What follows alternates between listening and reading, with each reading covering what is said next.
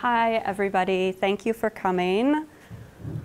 It's nice to see you all here. I have a limited number of feathers and workstations, so I apologize to those of you who don't have a feather who maybe wanted one, but maybe you can kind of look over someone's shoulder or swap out with someone who has a feather if you would like to work with one. My name is Nicole Grabo. I'm an objects conservator. I work with the Midwest Art Conservation Center. For those of you who don't know me or know us, we're located in Minneapolis, so we're quite close to here. And we do a lot of different kinds of things. We do conservation treatment, but we also do a lot of outreach and a lot of workshops, and I do a lot of teaching on preventive conservation techniques. And I define preventive conservation as anything that you don't have to be a conservator to do, but that contributes to the lifetime of your collections materials. And I do include feather cleaning in this. Cleaning is a conservation technique, and it is not a technique to undertake lightly. But it is something that is fairly straightforward, and I'd like to just kind of give you some information from my background in case you have feathers in your collection that you come across and it is your duty to clean them. Hopefully this information will be valuable to you. I will stress that I'm not native, and a lot of my education and my training is very sort of scientific focused. And so I apologize in advance if some of the language seems overly, I don't know, abstract. These are the tools that I have to share with you. And you may have your own ways of naming things or describing things, and I don't mean for this to replace that, but I'm just sharing with you the tools that I have. I'm going to show a few slides just talking a little bit about feathers to encourage you to think about them in maybe a new way or maybe a different way. And then when we do go to the practical exercise, maybe when you're looking at your feathers, you might see some of the things that I'm talking about, or I challenge you to look for those things and to find them. How many of you do work directly with collections material that includes feathers or objects with feathers? Everybody. And how many of you have cleaned, and by cleaned I mean like dusted, feathers before? Many of you. Okay. And I assume the rest of you are interested in doing that. So, okay. There are a lot of different techniques and a lot of different ways to do it. This is the way that I was taught, and I've had good success with it. So, start out, if you could make it go up a little bit. Maybe just the, oh, it doesn't want to do it, does it? Maybe the bar? Oh, the bar. That's not very easy. I'll do it. Yeah, I connected. I just haven't been able to open it the way that I wanted to. Oh,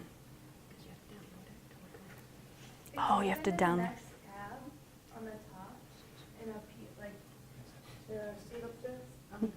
Left, right, middle? Here's the guy if you need some help. No. Do I need to download it? I think you You know, it's like so not. It's okay. It didn't download. On the very top tab, next to my drive, it says cleaning feathers. If you just click on that one. No, it's the same. There you go. Oh, thank you. You're the best. You have to come to all my talks now. Now what? And then And view, then- I think, maybe present. There's a present button right here, it looks like. Unless you There you go. Okay. So just a little background about art conservation. If you're not familiar with the field, we do lots of different things. We don't just do conservation treatment. We also, examination is a big, important part of our work, as well as documentation, documenting everything we do. And I encourage you to incorporate that as much as you can in the work that you do in your institutions, as well as preventive care. Our website is up here, as well as the American Institute for Conservation. This is our national professional organization, and they're a great source for lots of information about conservation and all kinds of questions. If you have bugs, if you need a conservator, if you want to be a conservator, you can go there and find all kinds of stuff. I might have it, yeah. And just You must read everything on the slide and memorize it. This is just to show you the American Institute for Conservation has a code of ethics, which I think is kind of awesome. This is it. I've highlighted in green some things that are particularly relevant for preventive conservation and for people who may not necessarily be trained as conservators, but are working with collections material. We are informed by, we're governed by informed respect for the cultural property, its character and significance, and the people or persons who created it. So this is part of our core methodology. We practice within the limits of personal competence. What I'm hoping to do here is kind of expand your own personal competence so that you feel a little bit more comfortable maybe with feather materials than perhaps you did before. We strive to select methods and materials that do not adversely affect cultural property. Cleaning can be, you know, kind of intense, and a lot of commercial cleaning products can be really damaging. So the techniques that I'm going to show you are not, when used sensibly, minimize the risks of damage. We document, we create permanent records and reports. We also minimize personal risks, and this is something that is very important when working with native collections and feathered collections in particular, because a lot of native collections have been treated with pesticides, and those are poisons, and they stay on the surface of the object, and if you are handling the object or touching the object, you're exposing yourself to a potential, something that could be potentially bad for your health. So it's very important to know as much as you can about your collection and about your materials before you start. What is next? Feathers belong to a family of hard fibrous proteins called keratin. And I've listed here some other different types of keratin. They range in their physical properties. Some of them are very, very hard. The ones at the top, tortoise shell and horn, these are really hard materials. And then the ones at the bottom, these are softer. Hair, feathers.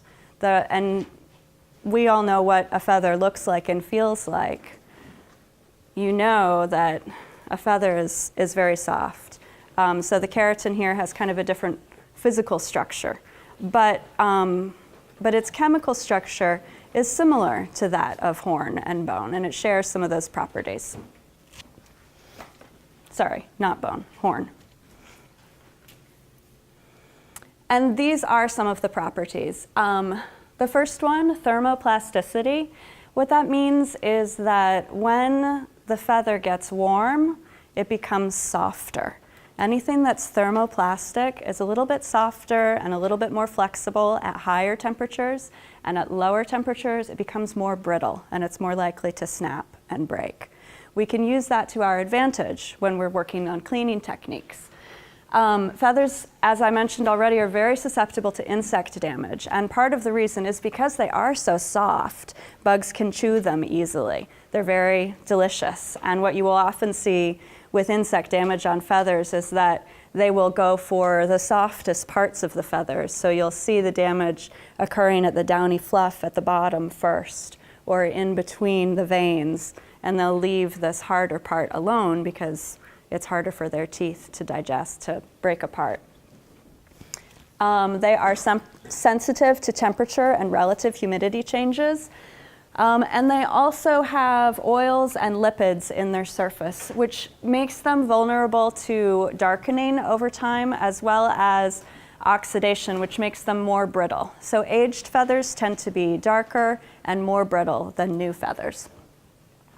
They're vulnerable to substances that have a high pH, bases, anything that's alkaline. Proteins are in general quite sensitive to bases. If you've ever gotten Clorox bleach on your skin and your skin feels slimy, that's the bleach kind of taking apart the protein in your skin. It'll do the same thing on the feathers. And if your hands are in bleach for too long, it starts to burn. That's what's going on, is the protein is kind of becoming digested. As with other protonation materials, it has a distinctive smell when it's being burnt.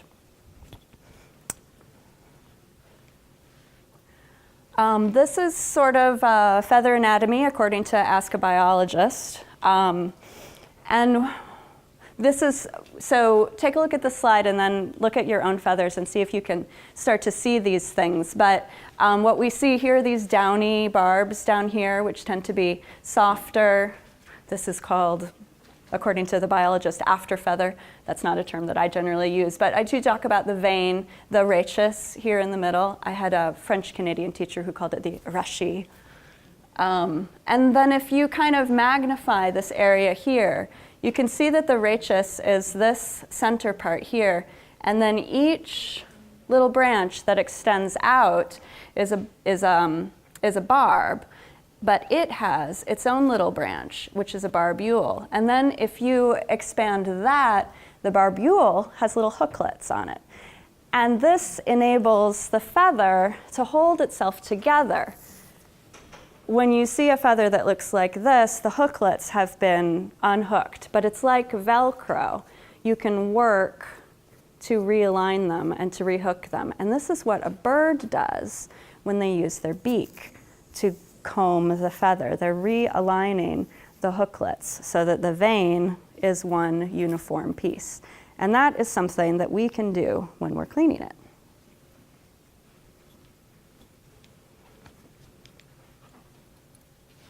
There are lots of different feather types. Here are just some examples.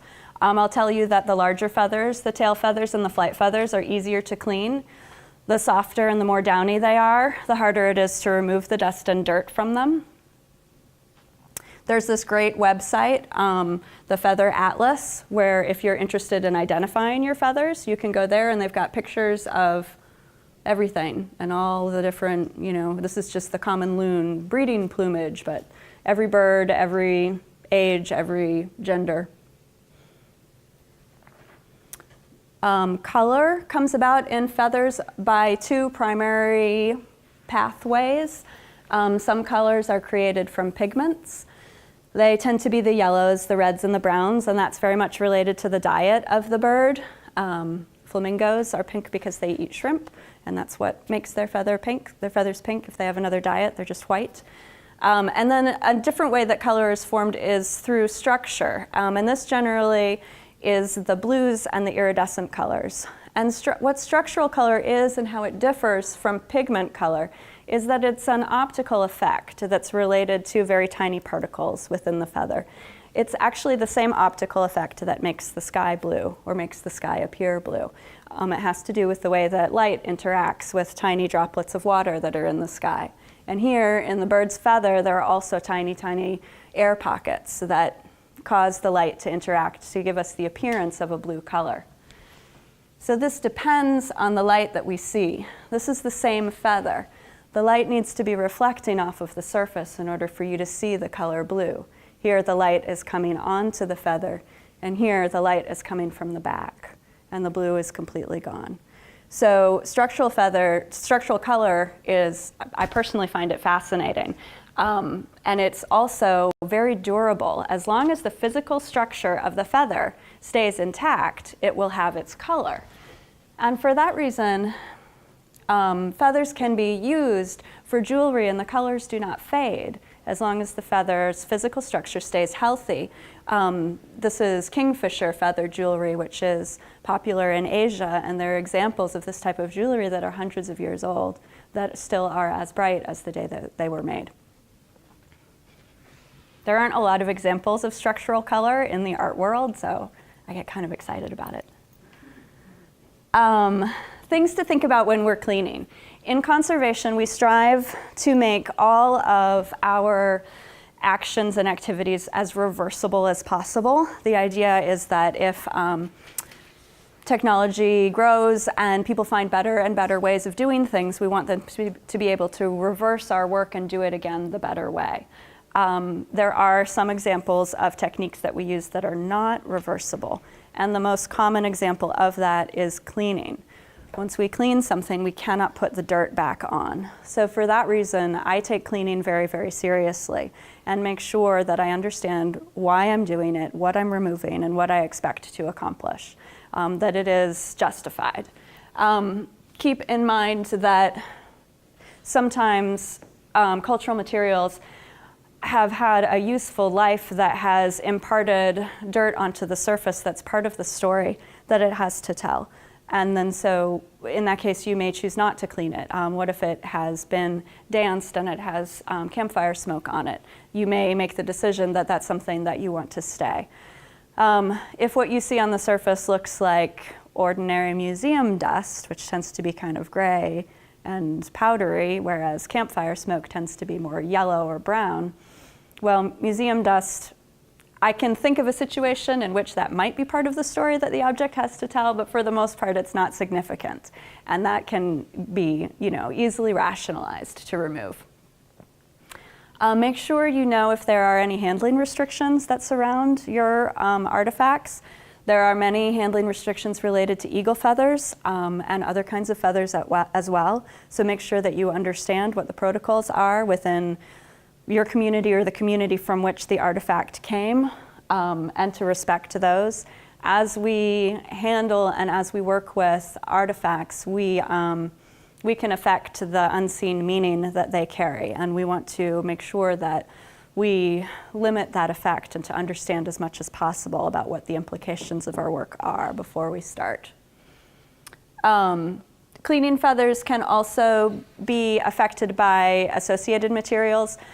The feathers that I've given you today are just single loose feathers, but usually they're associated with an artifact. There might be wool thread, there might be leather thong, they might have beads attached to them, or be stuck together with an adhesive. So there might be sort of a more complex situation to address when you're cleaning them.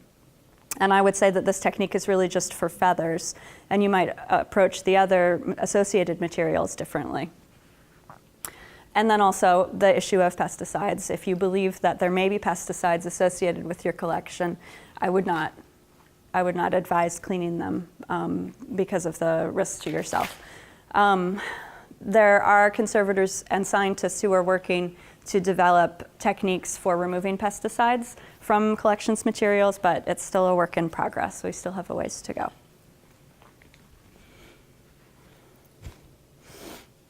And then here's just a couple of detailed pictures that show that what I was talking about realigning the barbs. You can see here in this detailed picture of a feather that a couple of them have crossed and have aligned themselves with the wrong partner. And I use a pointed wooden stick to emulate the bird's beak to comb through the feather. And then you can see afterwards, I think there's like a little tiny kink in it right here. Sometimes, you'll have a little kink. It won't necessarily be perfect. But this is part of what I do when I clean feathers is to comb them and to realign them.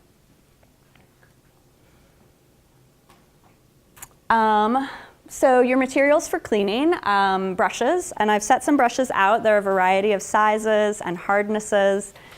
A lot depends on your feathers. Old feathers are more fragile and brittle than new feathers. The feathers you have are all new. These are duck feathers, I think, that I have artificially dirtied. So they're going to be a little bit more resilient than actual collections object feathers. So keep that in mind. Some brushes are stiffer, some brushes are softer. I buy pretty inexpensive brushes because I change them pretty frequently.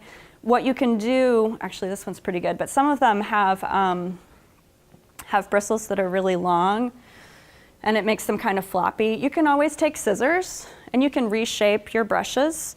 The stiffness of a brush is related more to the length of the bristles than the material that they're made out of. So if you want your brush to be stiffer, you can just trim a little bit off.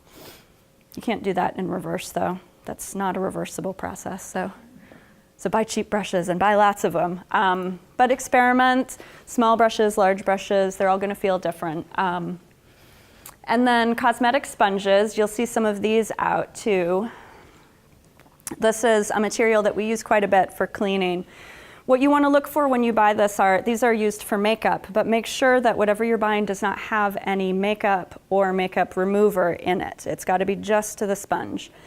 And these sponges this is not an archival product. These go bad. Once you open the container, they'll start to go yellow. So just keep that in mind and throw them away don't try to reuse these, and especially throw them away once they're dirty. What else do we need? Soot sponges, that's the other sponge that's next to you. A HEPA vacuum, I didn't bring ours today, but I will usually use a HEPA vacuum when I'm cleaning feathers. I did bring, one of our micro attachment sets just to show you what it looks like. This is the adapter, so it goes on the larger opening. And it gives you a smaller opening so that then you can use these smaller attachments.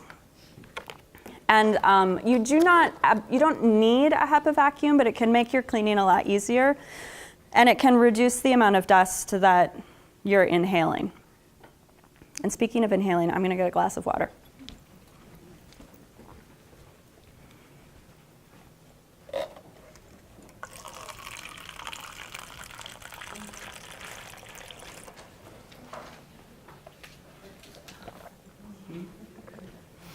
Thank you. Sorry, I'm not used to all this talking.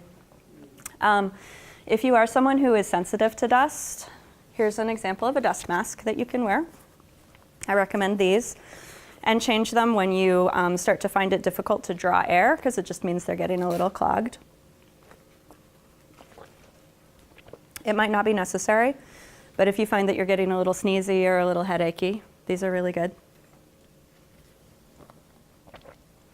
And then I will sometimes put over the tip of my, over my vacuum, I'll put some cheesecloth just to prevent the vacuum from sucking up any little feather particles that might come off. So I'll attach this like with blue tape or something like that. And what I'll do is I will actually, and it's a little tricky to be honest. Sometimes you need like 3 hands to do this. But I'll hold the brush in my dominant hand and the vacuum nozzle in my non-dominant hand, and I will brush the dust into the vacuum nozzle, like so. And that can be a little challenging when working on, say, a headdress, for example, where there might not be something supporting it from behind. If you have an intern or a partner, you can work together. Someone can hold a piece of paper like this, blotter paper, behind the feather to give it a little support. Someone can hold the vacuum. You can tape the vacuum to like a chair or a stand and work close to it. And as I said, you can also work without a vacuum, but be mindful then that your dust has to go somewhere. So where is it going?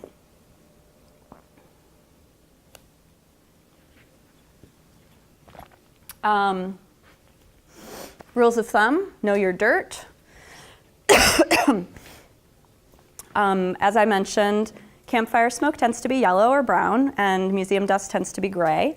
So do some little test cleaning areas before. The blotter paper is nice because you can kind of see what color your dirt is. And you can maybe try with a little bit of a soot sponge. You kind of get a little bit of dirt and see what color it is. Know if your object has a history that might, contain something on the surface that's important. So you can go back and forth between the brushes and the sponge. I'd like you to experiment. And I always recommend mechanical cleaning before you introduce any solvent. I did put some little containers of water, and what you can do is you can try dipping the cosmetic sponge in the water, get it a little bit damp, and then see how that changes things. It can be fairly aggressive. And it can, the feather can absorb the moisture a little bit and it make it a little soft. So if you have a really brittle or damaged feather, you're more likely to cause loss if you're using water. So I always recommend to start without water, and hopefully that will be enough. But sometimes you want to go a little bit farther, and the water can help you with that.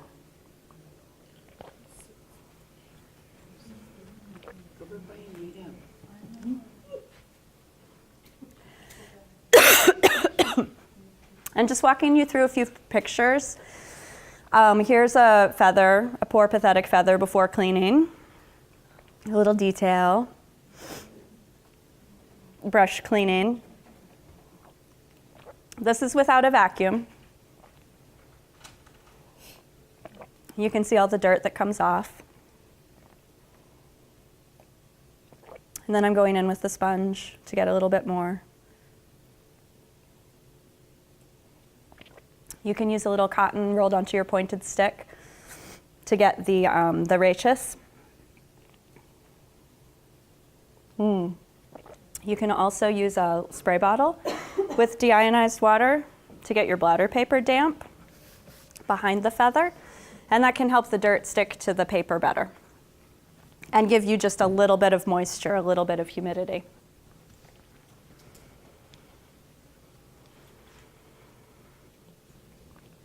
You can see the dirt on the swab.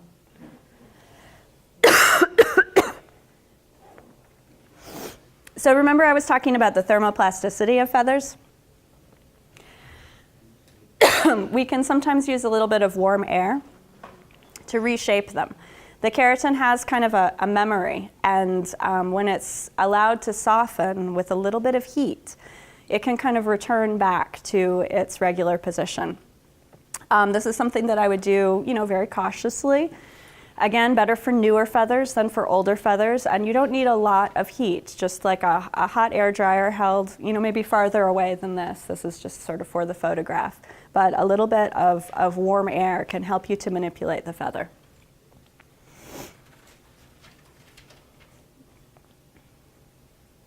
Here is the after treatment. So this is the picture that says manage your expectations, because it's not going to look like a new feather. This is a very soft, friable, vulnerable material that was very badly damaged. And it's, the likelihood of it looking brand new again is low, especially considering how bad it was before.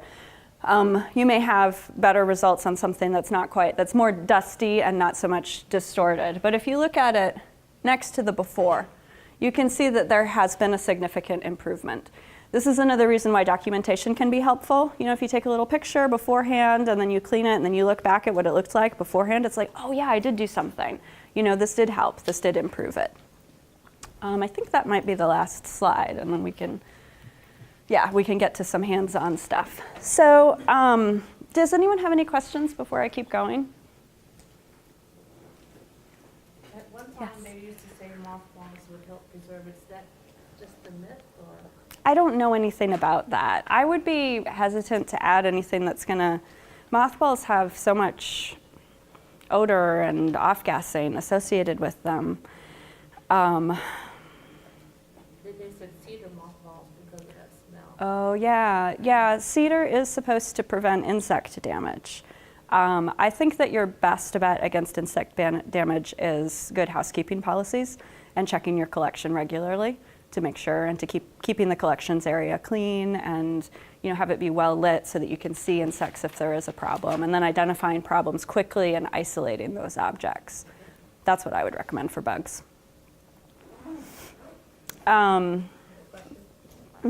Yes? I have a question on the brushes. Mm-hmm. When you say cheap brushes, do you mean brushes that you buy from Talus or Gaylord in the cheap style, or do you have any recommendations on grade or anything like that? Because I know cleaning feathers, I don't know, do you want us to run to Walmart for brushes, or, that's kind of... You can totally run to Walmart for brushes. I'm fine with that. What I would stay away from is brushes where the bristles have a lot of color. Like, you don't want bright pink brushes because that color can transfer to the object. I know you said you're going to get to it, but I just wanted to know, is it best to take as much mud off, is what I'm thinking. Take as much mud off as you can before you use any water? Yes, I would do as much as you can before using water. If you're working on collections materials, you will likely not need to use water at all. But here I'd like you to play with it. I'd like you to see how it feels and how different it is. Can we use gloves? No. You can. Hang on, sorry, I keep getting water. I have this tickle in my throat. I thought it was gone, but now it's back. The gloves are at your discretion. I usually use gloves when I'm cleaning. But feathers are an example unusual in the collection materials world, where the oils from your fingers are actually a little bit beneficial to the feathers. The birds would add oil to their feathers as they clean them, coming out of their beak. And so, I mean, while the oils on our hands are a little bit different, they still can have kind of a replenishing effect for the feathers. That said, I don't want you to handle feathers that might have mold or, you know, things that are bad for you on them. So it's really, you know, kind of up to you how comfortable you feel and how much information you have about what the dirt is on the feathers. I can tell you that what's on them now is not going to harm you. This is like a mixture of like dirt from the yard and soap and water and pumice. You know, there's nothing toxic in these feathers. So, you know, you should feel free to go ahead and use your fingers if you'd like to. But when you're working with a collections material, it's kind of a balance. It's like, okay, my own, protect myself and, you know what is there. But do know that, especially when you're realigning, you know, when you're combing, when you're finger combing, your fingers can be really helpful in this process. There's so much sensitivity in our fingertips that we lose with gloves.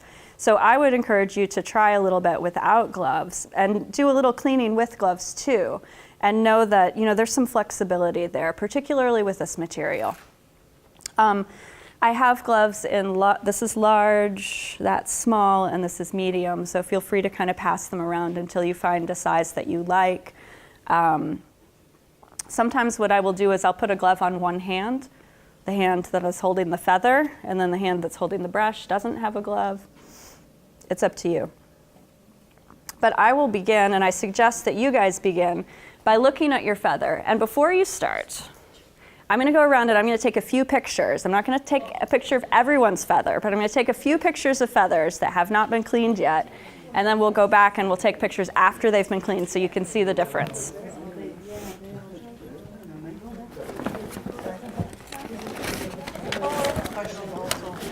What if you're coming from the freeze method? Uh-huh. You know, you have your feathers in the freeze because you know that you had some bugs in them, Uh-huh. and you're bringing them out. Are you waiting to them to come to a room temperature? Or Yeah. Are you waiting? I would wait for them to come to a room temperature, definitely. Because of that so the question was if you've had freezing, if your feathers have been frozen to treat for an insect infestation, can you clean right away or do you want to wait? And the answer is to wait because of the thermoplasticity of the feather. They're going to be more brittle when they're cold. So you want to make sure that they come all the way up to room temperature and that they're a little bit softer.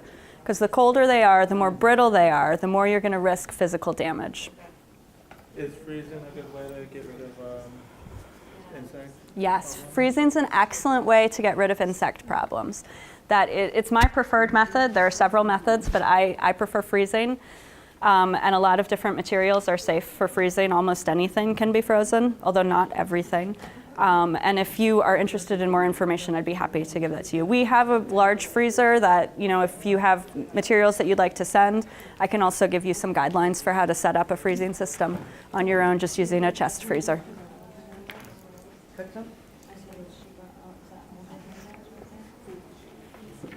This one you got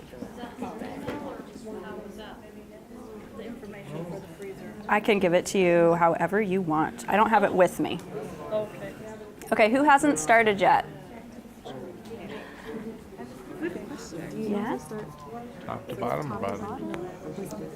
Just remember where you started. Know where it's, as long as you're internally consistent. Put something in so I know which one it is. Maybe, do you have a pencil? Can you write like 1 on it? Good.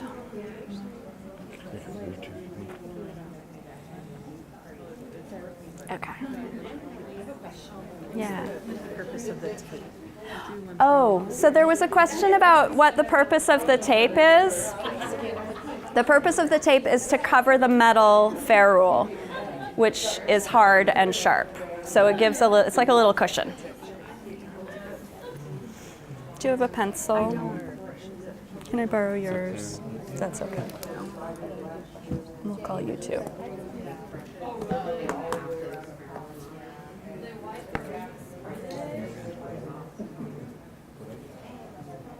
It's hard to get good photos without shadows.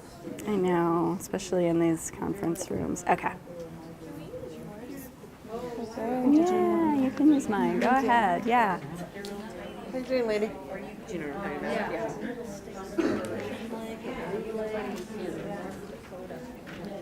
I want a third one. but you guys have all, oh, you guys are too fast. You're all like, I know.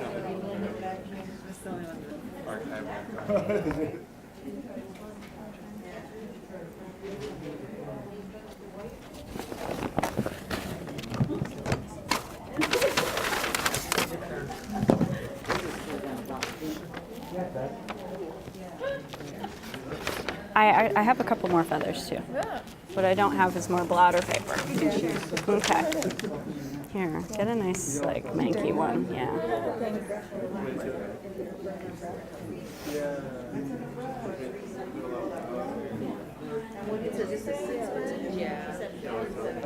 My desk is really bad over here. How's it going? Good. This one's really dusty. This one was too, I dumped it here, so I could have a clean spot. But now I'm cleaning the raches. Yes. Cool. And have you tried different types of brushes? So you've got a brush that's a little stiffer, and that brush there I think is a little bit softer. Yeah, I'm trying to use it on the stronger points. This is Oh, the, So if there's still mud caked on, would you then use the sponge? You know what I might do here is like, kind of see if you can work it out. You want to be careful though, because the hooklets can break really easily. So, just sort of like feel around. Now that I'm feeling this and feeling how tuggy it is, I might use a little moisture with that particular. It just seems like it's holding it together really tenaciously. So you can give that a little try, like with this. What I do is I kind of stick it in and then squeeze it out like that. And here, I'll let you do it, and you can just kind of. don't forget about it. Yeah, that's it. I was thinking your feathers out of the way.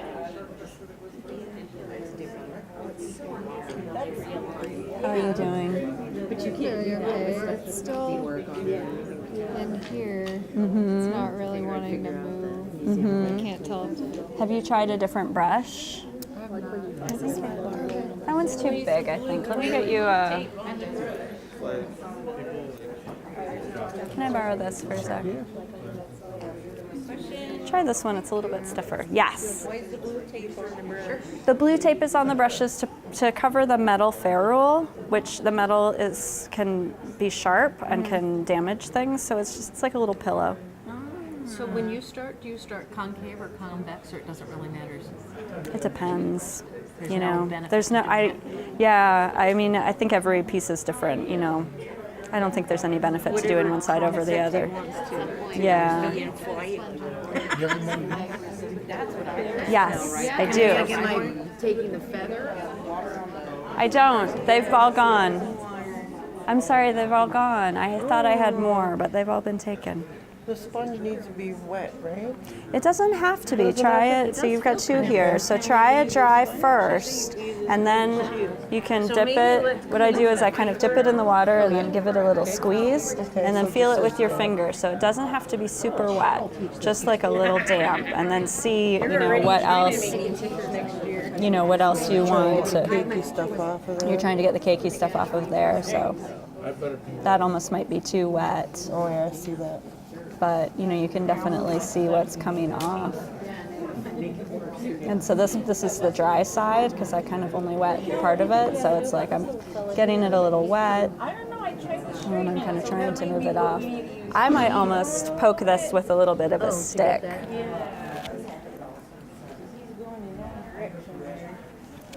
See if you can kind of break it up a little bit. It's not separated. Like that. Where'd you find these feathers? Parks? No, I ordered them from Amazon. They're like for Some dirty bird feathers. Oh no, I made them dirty. I got them dirty myself. You did a good job on this to be able to fly it. Why, thank you. So if you just kind of keep working at it, it seems like I would sort of alternate with a little moisture and a little pokey, and then a little of the brushing. and brush in the Blotter direction. paper, is that what you said? Yeah, this is blotter paper. Because I'm having these eagle feathers coming out of a freezer, which is why I asked you that question. For my winter work. I have a couple headdresses that I need to take care of. So that is why I was asking. Now when I'm doing the headdresses, I have to have it on a mount, right? It helps. Yeah, you don't have to, but it definitely helps to have it on a mount. And what I do is I'll cut a piece, maybe smaller than this, and I'll hold it behind the feather, and then I'll brush. And sometimes what you can do is you can use the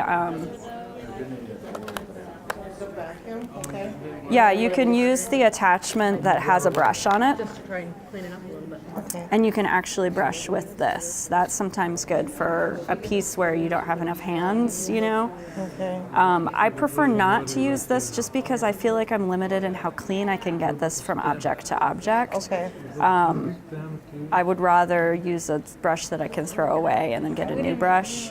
And this is like, I don't know, I feel like this isn't necessarily the stiffness or the texture that I want with my brush, but sometimes this is the easiest way to do it, especially if it's just dusty. These are like muddy and dirty, but if it's just museum dust, like you're probably going to be able to take it off with something like this. Okay. Okay. Wonderful, thank you.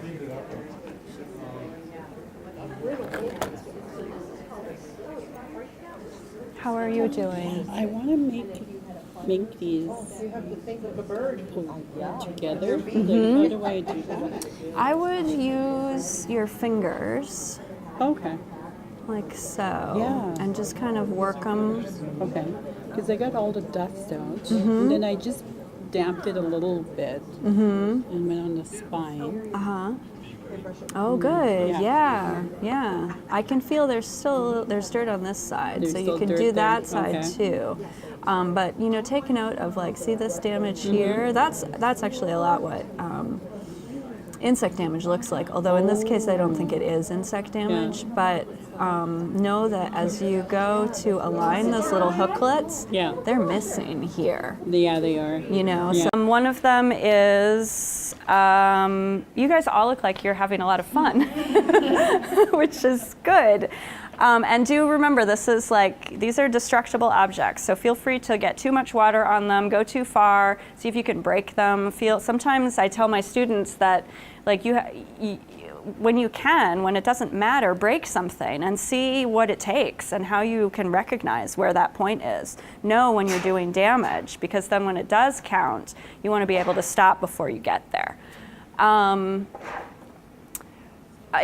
if before you do the realigning of the veins, it's good to have them as clean as possible, because the dirt is going to prevent the hooklets from attaching, and they should be as dry as possible also. And sometimes, as I said, do that with your fingers. Some feathers, here's an example here, some feathers have been dyed. This is not a red feather, but it has some red dye on it. You might see that coming off on your sponges. You want to be really careful about that. You want to preserve the color that the artists have added to the feather. So if you do see any color coming off on your sponge, you want to stop and kind of step back, oh, okay, this is too far. I need to be softer, I need to use a softer brush. You don't want to damage the material.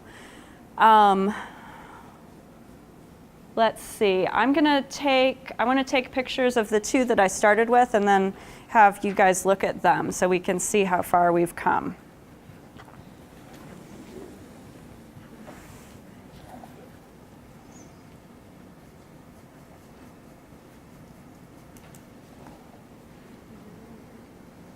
Those look great. So then, there we go. Now I can't figure out how to see it. No, it's not.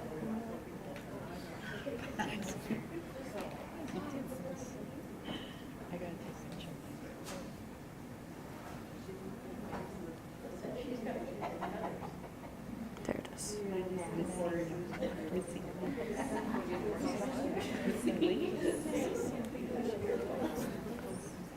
Okay, so here's your before picture. Ooh, come back. And there's your after picture. Before, after. softer. So I think like these, maybe you could work to try to bring those, using your fingers to bring those together and get rid of the airspace a little bit. But it feels nice and soft. And you can do that on both sides. Okay. And then yours was, here's your before. I mean, you can already just see how, but again, the same as with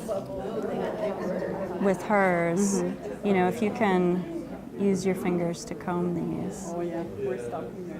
that can help. Although this one actually, they just don't seem to want to, they're gonna go together a little bit better on this side. Yeah, good. Thank you. So your feather is gonna comb better if those little hooklets are still healthy.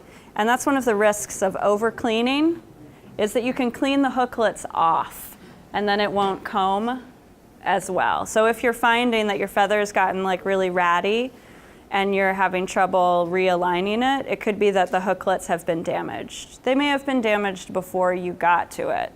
But be aware that that is something that can happen through cleaning also. Is there a way to fix it? Nope. Nope. There's no way to fix it. Nope. And that's one of the reasons why we want to be really careful with our use of water, because it's the water that's really going to make those things fall off, those little hooklets. That you're using that are in the water, like chloride or chlorine. I wouldn't use that. That's a base, so that's going to start to. Water. Yeah, I wouldn't. Oh, look at that. Look how clean it is. Oh my gosh. It was really bad before. Did you remember how it looked? I do. Wow. It still feels a little damp, so Yeah, it is. so you're going to have limited. Like this doesn't feel right, and that's valid. How do you clean plumes? Plumes are really hard. The question is, how do you clean plumes? Those are the really downy, fluffy ones. I would avoid water with those ones. Because they're just gonna like fall apart on you. And I would use a softer brush. You'll notice some of the brushes have soft bristles and some of them are stiffer. Use a soft bristle brush and reduce your expectations. They get stained with dust really easily, so sometimes you take the dust off, but they still look gray. It's not as successful cleaning plumes. We just do the best we can. Would you use a vacuum at all? Yeah, yeah. Even though it comes off really easy? Cover your vacuum with a little thing. If you've got variable speed, low speed. Yeah, I got 2 headdresses. Yeah, and if you see stuff coming off, then it's too much pressure. Yeah, yeah. It is 3:26. You have a couple more minutes, but I just wanted to draw your attention to your technical leaflet about feathers, and then there's also a workshop evaluation. I'd be grateful for any feedback. We're always revising and adding and improving our workshops. My ability to come to this conference and to present to you today is supported in part through the National Endowment for the Humanities, so I just want to acknowledge them and their generous support. And thank you all for coming and for your great questions and enthusiasm.